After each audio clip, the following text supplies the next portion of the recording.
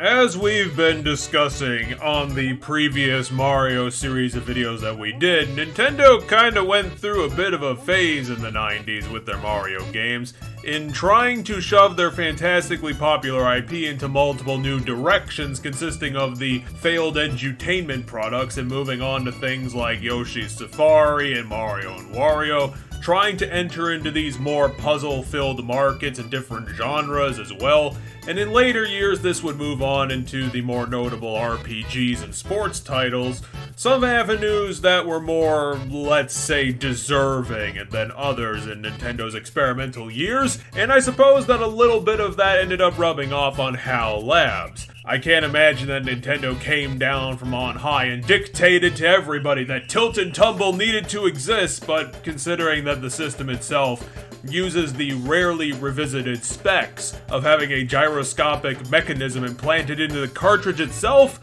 I could definitely be wrong on that. Kirby Tilt and Tumble is an odd curio on the Kirby shelf that attempted to spin off the lovable Fluffball into a pseudo-puzzle game pinball title where the player needs to tilt the Game Boy Color and the game's cartridge itself in multiple directions in order to advance through the game's courses.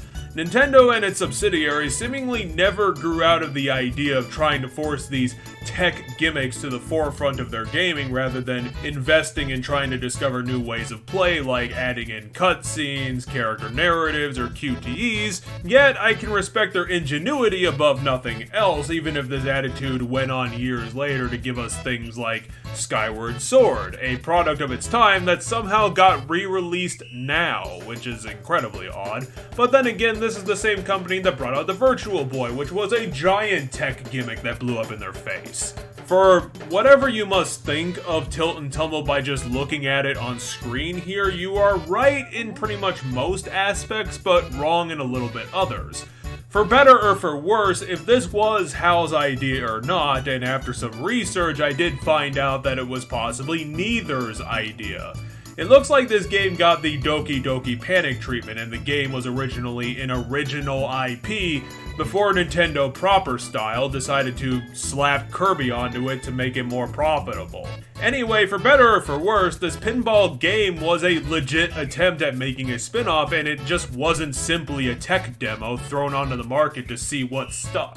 Surprisingly for a game like this, after looking over the footage to make this video, it turns out that I was playing this Game Boy Color Classic for roundabouts the 3-hour mark. It's a lengthy game for something that looks like it's from the outset that HAL made around 6 or 7 levels in a month and just left it at that. And even more shocking to me, the accelerometer that HAL installed into the works somewhat realistically in the gameplay.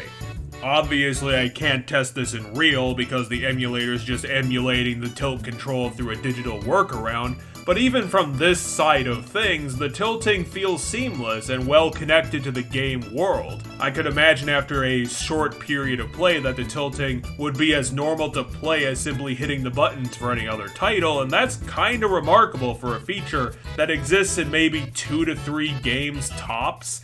The level gimmicks of this game are well thought out, if annoying at times, such as conveyor belts, pseudo-platforming sections, water levels, and of course, the contractual ice level that brings any momentum to a perpetual pain cycle.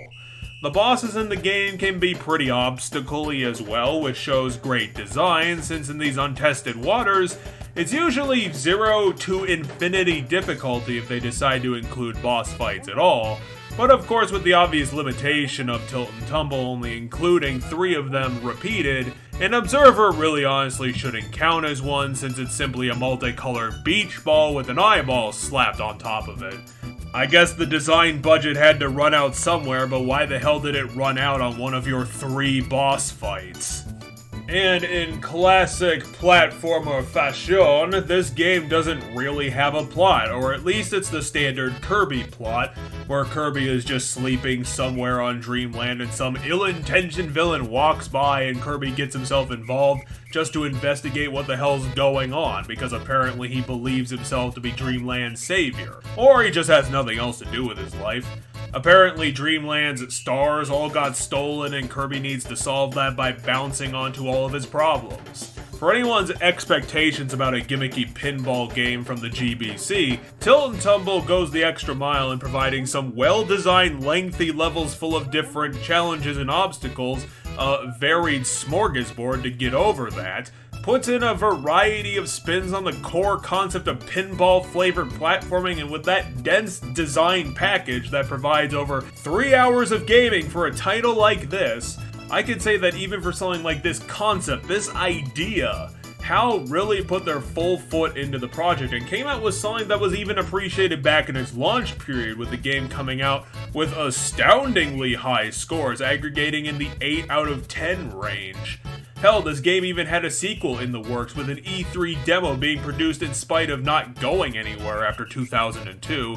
God damn, imagine if we had a Tilt and Tumble game coming out in the early 2000s for the GameCube. What a weird time for gaming. And what a wonderful and weird time for Kirby. This game somehow being in the top 10 of the library sales in Japan? Really? Well, I guess that's kinda deserved. At the end of the credits screen, Tilt and Tumble ends up being a successful experiment that was run through its paces. A quirky, wacky time where Nintendo-branded gimmicks ended up kind of enhancing the game itself, rather than being a finicky barrier between the player and the fun. With so many ideas blended into this pinball action, it really does show that HAL took this original IP idea and ran with it to bring us a challenging and incredibly enjoyable small slice of fun with our favorite mascot. Although playing it nowadays is also a challenge in of itself, since emulating the tilt control is really difficult. I think this might be the one game that can do it through Visual Boy Advance stock, but if you can't, then I guess you'll have to find yourself a ROM hack to make it work, or, you know, get a legit copy and have fun relearning that tilting meta that you put down 20 years ago. Tilt and Tumble should be a fun time for all who want to go and find it, and I recommend doing so. It's a great addition to the Game Boy Color's history. Thanks for watching this delve into the past, and I'll see you guys next time for another quirky odyssey. Victory for gamers, and I hope you all have a good night.